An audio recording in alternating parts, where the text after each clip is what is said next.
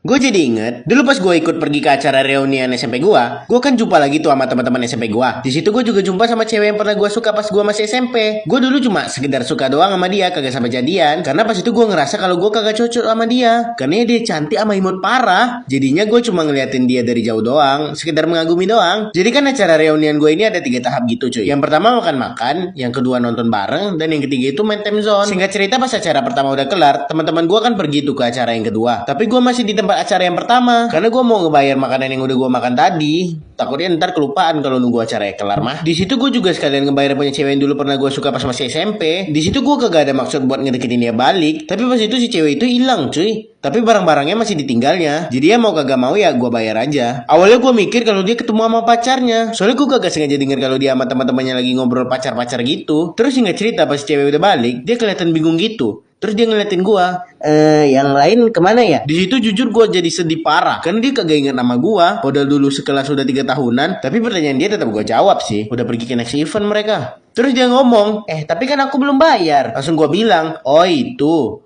Udah aku bayar tadi. Setelah gue ngomong gitu, gue langsung ngajakin si cewek buat ke tempat selanjutnya. Val, buruan Val, yang lain pasti udah nungguin kita. Terus dia ngangguk dan kita berdua jalan bareng. Singkat cerita, pas semua acara udah kelar, kisaran jam 10 malam, yang lain kan udah pada bubar tuh. Tapi gue masih di tempat acaranya bareng si cewek. Alasan gue masih di sana ya karena gue habis dari WC, ada panggilan alam cuy. Tapi kalau alasan si cewek gue kagak tahu. Jadi karena gue penasaran, gue tanyain ke dia, Val, kamu nggak dijemput cowokmu kah? Atau orang tua maybe? Terus dia ngejawab kayak panik gitu. Sebenarnya Ren, aku dari tadi cuma bohong. Aku baru aja ditinggal sama dia, tapi aku malu ngomongnya sama teman-teman tadi. Reaksi gue cuma oh doang, karena ya dia sama gue itu bukan siapa-siapa. Gue juga bukan bapak dia yang berkewajiban buat ngemotivasi dia. Tapi tiba-tiba gue lapar, jadi gue putusin buat pergi makan mie ayam. Pas gue udah siap jalan buat pergi, tiba-tiba si cewek manggil gue dan ngomong, aku boleh ikut nggak Ren? Terus gue jawab, boleh sih, tapi aku cuma mau makan mie ayam. Di situ gue kasih tahu apa yang gue makan karena gue takut kalau selera si cewek ini tinggi banget. Jadi ya gue mastiin pakai pertanyaan itu. Tapi di luar ekspektasi gue, dia malah jawab, iya nggak apa-apa kok. Pas udah selesai sampai di lokasi mie ayam terdekat favorit gue kan mau duduk di meja yang ada di tepi jalan yang udah langganan gue duduk di situ. Karena ya biasanya gue emang duduk sendirian di situ. Tapi mbak-mbak mie ayamnya malah ngomong, pacarnya ya bang,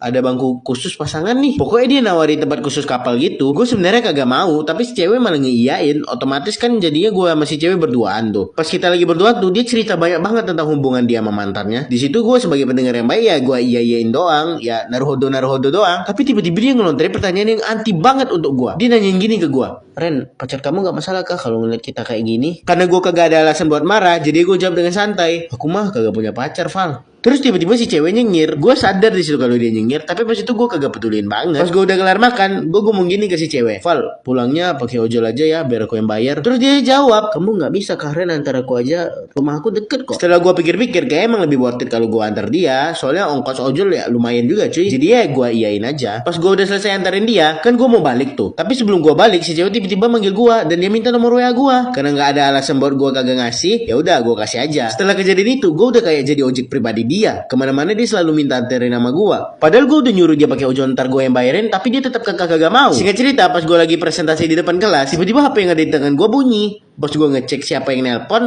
rupanya si cewek. Pas gua lagi ngeliat HP gua, tiba-tiba guru mapel yang lagi ngajar ngomong, angkat aja Ren, siapa tahu penting. Terus pas gue udah angkat, tiba-tiba si cewek ngomong, Rena, temenin aku beli kue dong. Spontan teman-teman gue termasuk guru yang lagi ngajar di situ langsung pada ngakak brutal. Karena pasti di situ volume HP gue full, otomatis ya denger semua. Di situ gue cuma pasrah aja sama keadaan. Karena gue lagi pasrah, jadinya gue kagak ngerespon pertanyaan si cewek. Karena gue kagak ngerespon pertanyaan si cewek jadinya ngomong, kamu Rena bukan sih kok diam-diam aja. Jadi gue jawab, Valia, kamu nggak sekolah ya? Terus si cewek ngejawab, oh kamu lagi sekolah? Maaf. Tiba-tiba dia matiin HP-nya. Tapi nggak tahu kenapa, gue seneng aja kalau tiba-tiba ditelepon sama dia. Gara-gara itu gue sadar kalau dia udah ngerebut hati gue. Singkat cerita, lanjut part 2.